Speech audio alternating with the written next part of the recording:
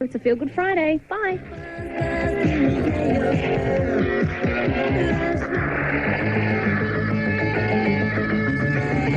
Superman!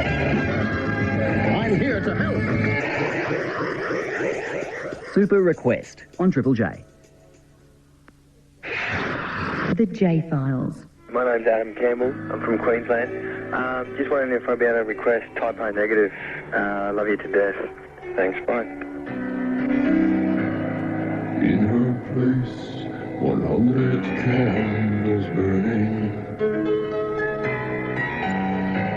A salty sweat drips from her breast. Her hips move, and I can feel what they're saying. Swaying, they say the beast inside of me is gonna get ya, yeah.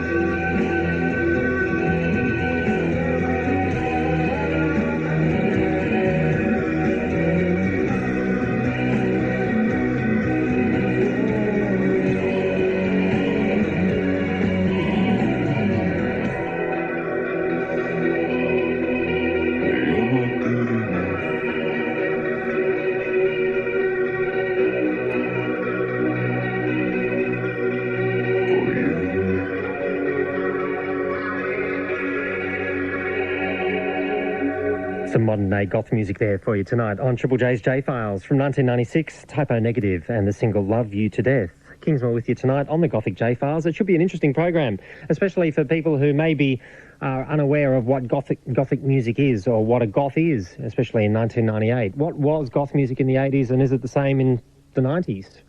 And do people like Trent Reznor and Marilyn Manson still count as being goths? So that's kind of like where we're coming from tonight on the J-Files, and we've got a whole bunch of special guests to introduce to you from far and wide, from across Australia and also from overseas. And real soon we'll be chatting to Kathy Unsworth, who throughout the 80s was an English journalist who saw bands like the Sisters of Mercy and also Bauhaus, so we'll chat to her real soon.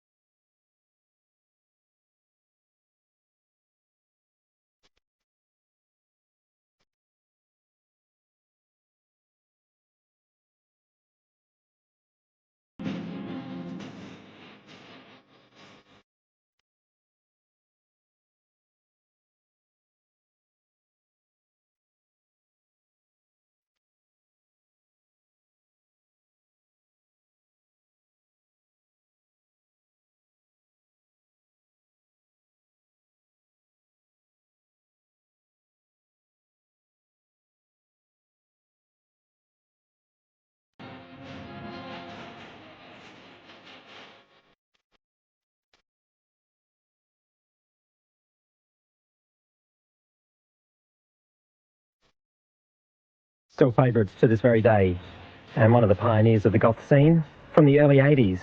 The Virgin Friends there from Ireland, headed by Gavin Friday, close mates of Bono and the guys from U2. And that anthem, Baby Turns Blue, one of many Gothic anthems you'll hear tonight on the J-Files. Kathy Unsworth is our first guest tonight on the Gothic J-Files. She, throughout the 80s, was a writer on the goth scene for Melody Maker magazine and also Sounds in the UK. She was totally obsessed with the likes of Sue of Susie and the Banshees and also the Sisters of Mercy, and she even got such credibility in the goth scene that she made it into Mick Mercer's Goth Encyclopedia. She's currently writing for Bazaar magazine in the UK, a magazine of human weirdness, and this week I asked her the simple question, what is goth?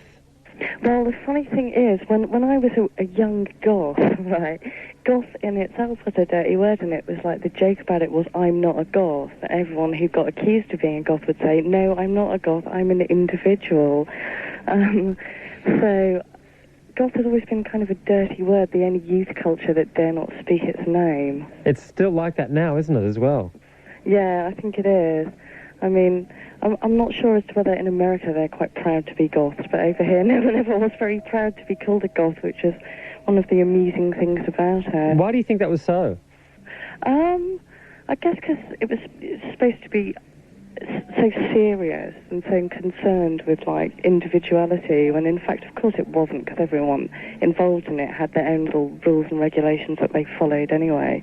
But because it was more towards the dark, serious side of things, no one wanted to be labelled, I guess. Everyone was trying to express themselves through morbid music, I guess. Through morbid music. I mean, is that the heart? Is that the heart of what being a goth is? That you've got a fascination with music, which to a lot of other people just appears to be really morbid.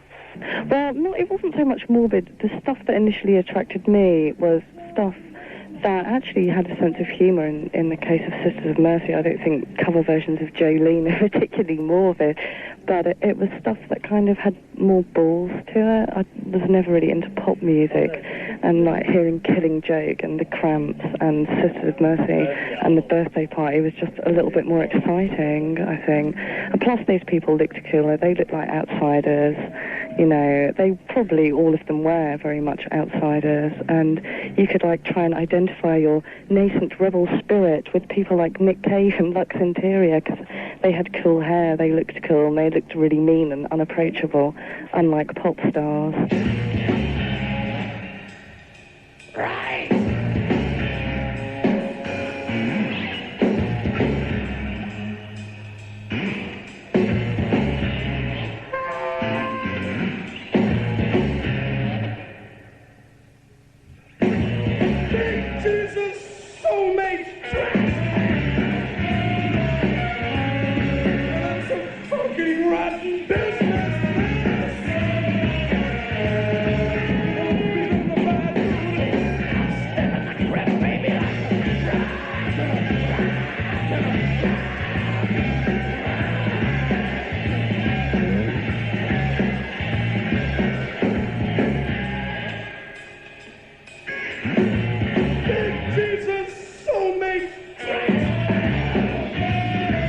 Did you follow the fashions rigidly as well? Well, I suppose I had my own interpretation of it due to the fact that I didn't have very much money. I used to make my own clothes mainly out of curtains, but I did have the black spiky hair. I did try and look like Robert Smith out of The Cure at one point, with not very much success probably, but I always actually liked the way men looked more than the way the women looked. Although I must admit I did have Susie Sue eyebrows, I always thought like Robert Smith or Nick Cave or Andrew Eldritch were the ones who looked really cool. Yeah. So I'd try and look like them. Yeah, well, I mean, there was that real crossover in fashion, wasn't it? Whatever the guys were doing, the females were doing to a certain degree as well. Yeah, that's very true. And I suppose it still is now. So how old were you when you were getting into goth the first time round? About 15 years old, I guess. And that would have been in about 1983, 84. And when do you reckon the peak of it was, the movement itself? Well, I reckon the point, it was really good up until this moment in 84, when, in England anyway, the Cult got into the charts with She Sells Sanctuary. And at that moment, goth jumped into the mainstream, and everybody at my school started wearing fishnet stockings under their school skirts, and it became like really accessible. And being the elitist scum that I am, I sort of thought, oh no, it's crossed over, I don't like it anymore.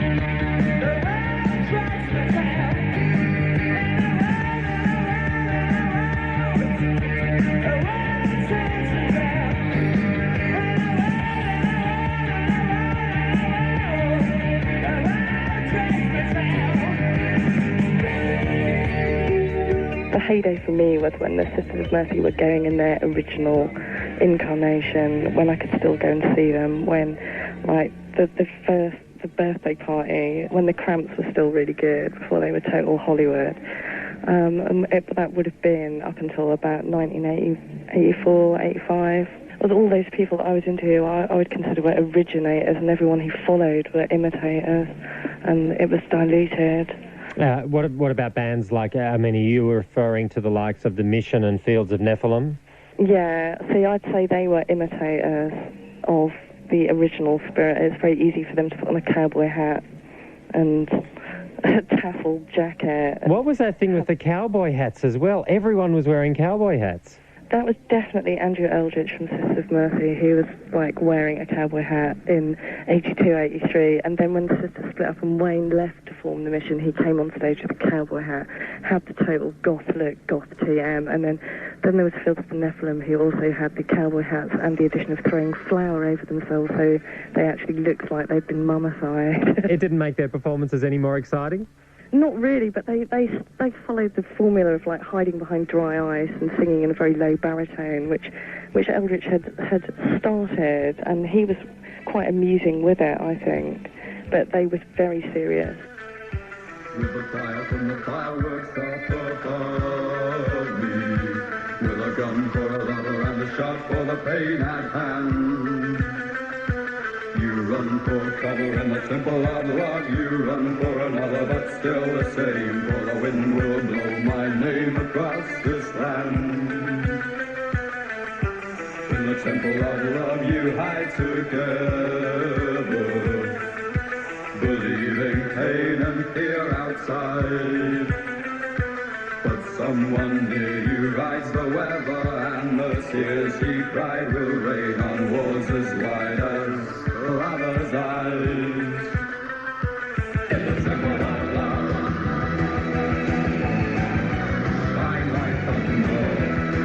In the temple of love, cry like rain. In the temple of love, hear my calling. In the temple of love, hear my name. And the devil in a black dress watches over. My guardian angel walks away. Life is short and love is always over in the morning. Black wind come carry me far away. With the sunlight died and night above me. With a gun for a lover and a shot for the pain inside. You run for cover in the temple of love. You run for another, it's all the same. For the wind will blow and throw your walls aside. With the fire from the fireworks of above. With a gun for a lover and a shot for the pain. You run for cover in the temple of love. I shine like thunder, cry like rain. And the temple of love grows old and strong. And the wind grows stronger, cold and long. And the temple of love will fall before this black wind calls my name to you.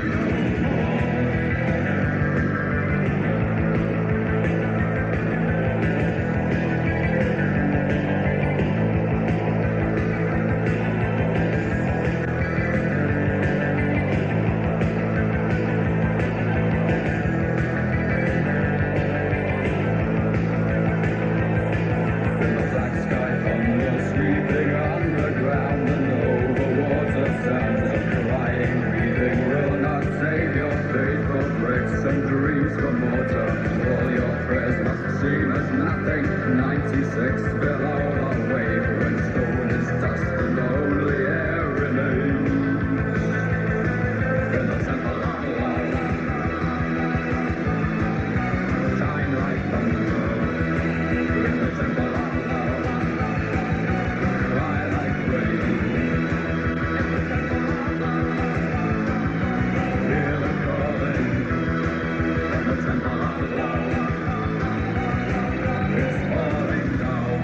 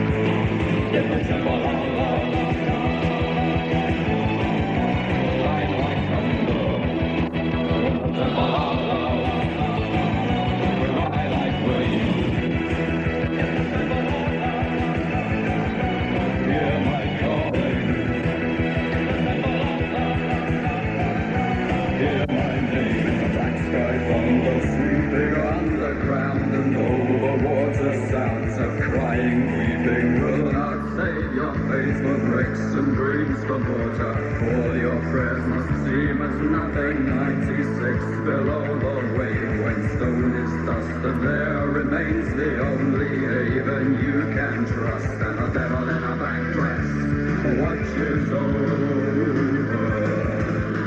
My guardian angel walks away. Life is short and love is always over in the morning. Black wind come carry me far away. With a fire from the fireworks down for a fire, with a gun for a lover and a scarf for the pain. You run for cover in the temple of love, must shine like thunder, cry like rain. And the temple of love grows old and strong, but the wind blows stronger, cold and warm. And the temple of love will fall before this black wind goes my lazy no more.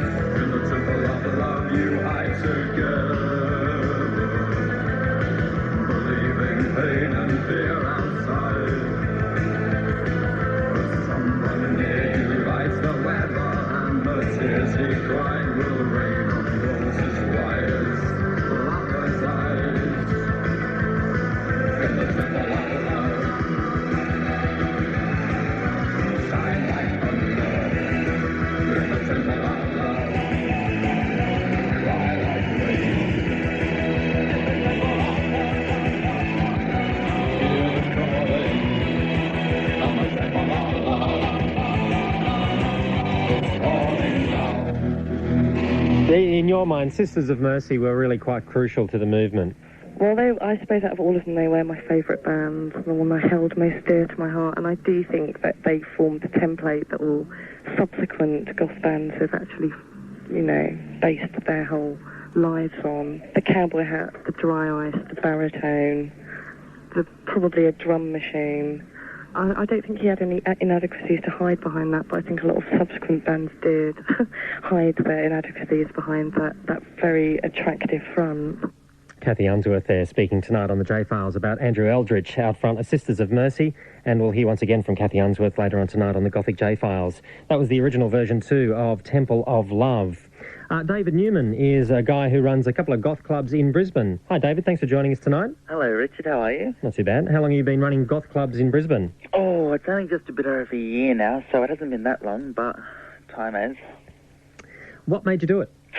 Well, I was going to a lot of the clubs, and don't get me wrong, but as good as some people may think Marilyn Manson and Nine Inch Nails are, I was getting pretty sick of hearing the same shit in clubs every week in, week out, and I thought, well, the stuff I like's more along the original early stuff like Specimen, Sex Gang, Children, Christian Death, Ex Mal Deutschland, and I thought, I don't hear that anymore. Yeah. So I thought, let's start up my own club, and the first one I did at the Normanby Hotel, which is kind of the local hangout for a lot of them up here, which at the moment, unfortunately, is out of order because of a conservative manager which won't let us back in, but that's another story anyway. Mm-hmm. Yeah, I thought I'll just have a crack at it myself, and it went okay, and I did it again, and it went okay again, and I've just been doing them on a regular basis ever since, and they just keep going okay for some reason. And so the crowd was responding to the unfamiliar stuff, the stuff that they may not have known from the 80s? Well, it's a real pity. A lot of the young ones that are coming through, they think that, like, Marilyn Manson is the be-all, end-all, but to me, he's not really even goth. He's just Alice Cooper shock rock bollocks. And it's like the original stuff like Specimen and Bauhaus and Alien Sex Fiend and Virgin Prunes and Tones on Tail. That's, to me, what it's all about, and that's what a lot of people should understand.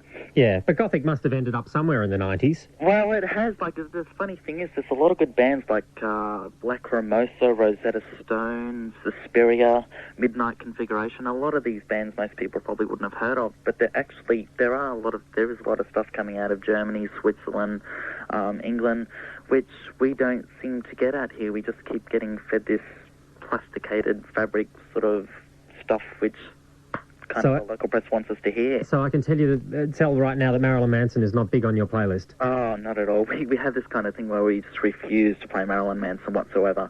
If they want to hear the modern goth, we'll give them it, but we'll give them Rosetta Stone and, like I said, Suspiria and bands like that. And now, this is not just an aversion because it's popular that you don't think it's cool and you're going away from it. You honestly just don't think it fits into the Gothic formula. Oh, I've never really liked him to begin. Like I said, it's just Marilyn Manson is pretty much just Alice Cooper in the 90s.